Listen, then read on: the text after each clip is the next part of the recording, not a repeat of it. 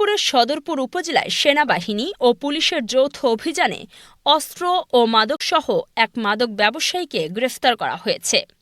শুক্রবার বিকেলে উপজেলার কৃষ্ণপুর ইউনিয়নের চর ঠ্যাঙ্গামারি গ্রামে এ অভিযান পরিচালনা করা হয়। গ্রেফতারকৃত ব্যক্তি শেখ সাদি। তিনি ওই গ্রামের মৃত আব্দুল কাদের কারীর পুত্র। আইনশৃঙ্খলা বাহিনীর একটি বিশেষ দল গোপন সংবাদের ভিত্তিতে তার নিজ বাড়িতে অভিযান চালিয়ে তাকে আটক করে।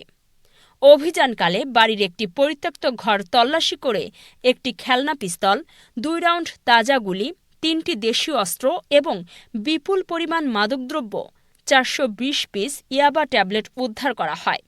উদ্ধারকৃত অস্ত্র ও মাদক জব্দ করা হয়েছে।